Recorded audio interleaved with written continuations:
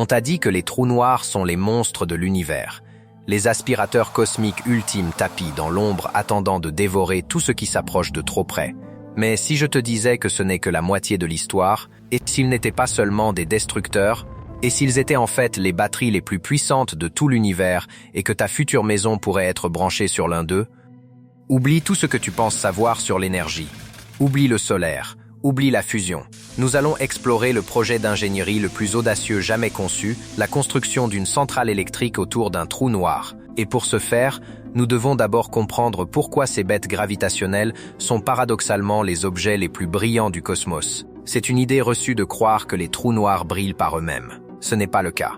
Ils sont la définition même de l'obscurité. La lumière vient de leur repas. Imagine un siphon cosmique. Quand l'eau descend en spirale, elle accélère, s'agitant violemment.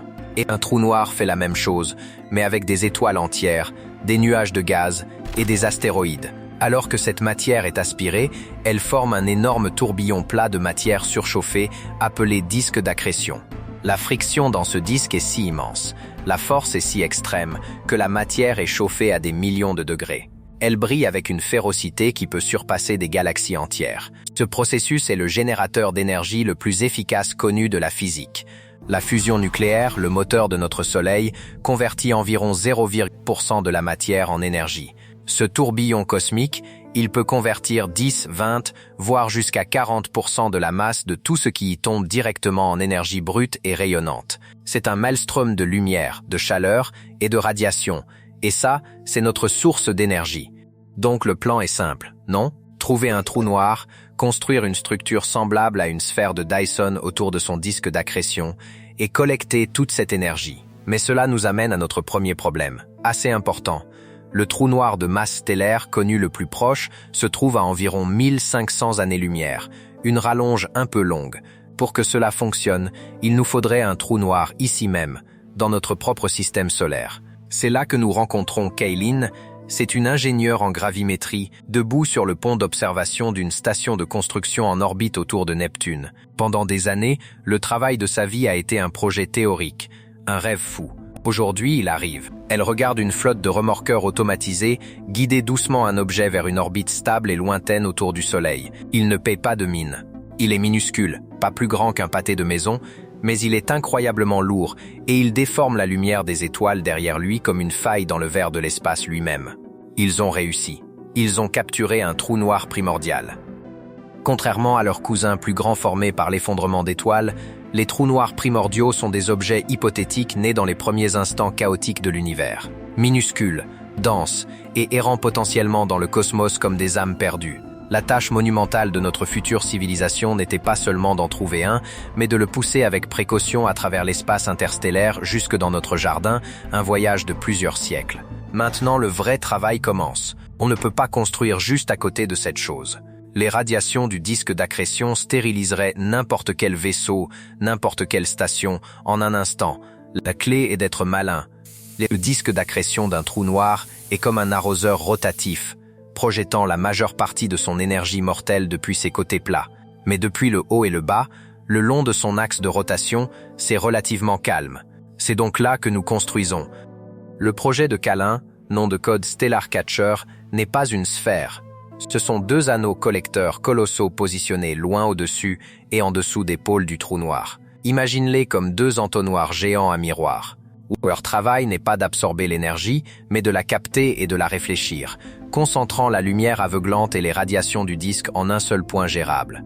Depuis sa capsule de contrôle, Kaylin regarde la première séquence d'alimentation commencer. Des vaisseaux automatisés commencent à projeter un flux constant de masse astéroïdale traitée, juste de la poussière et de la roche dans l'étreinte gravitationnelle du trou noir.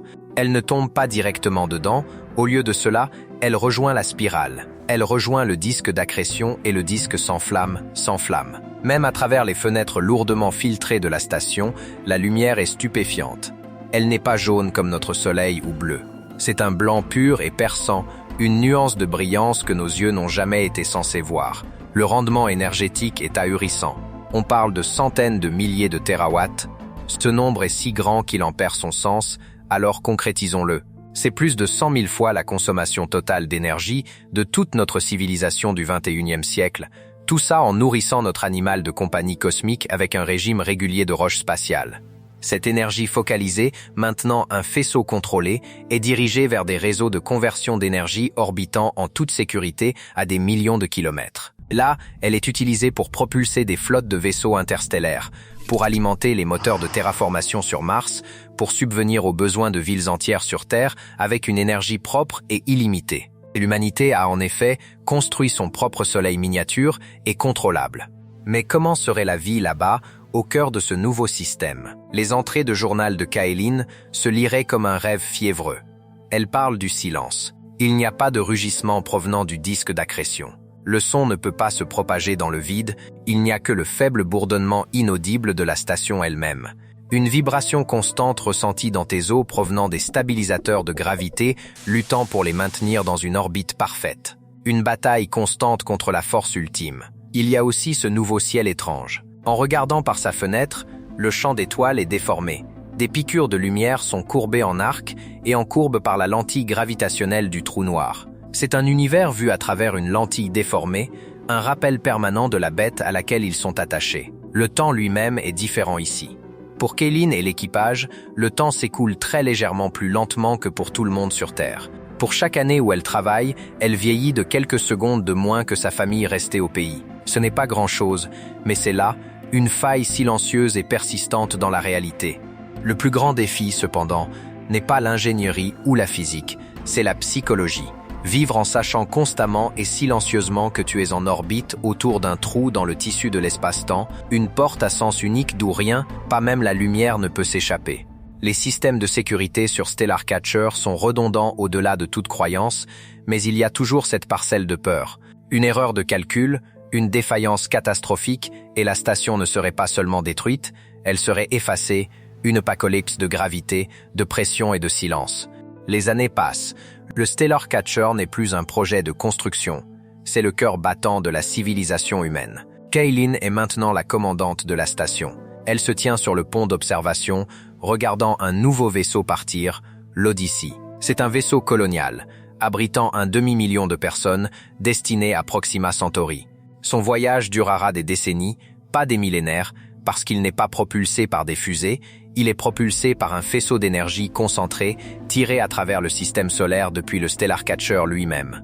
Une voile laser poussée par la lumière d'un trou noir apprivoisé. L'humanité quitte enfin son berceau, et elle le fait sur une route pavée par l'objet le plus puissant et le plus redouté du cosmos, nous. Alors, pourrions-nous vraiment exploiter la puissance d'un trou noir? La science dit que oui, la physique est solide. Le seul véritable obstacle est l'échelle ahurissante de l'ambition.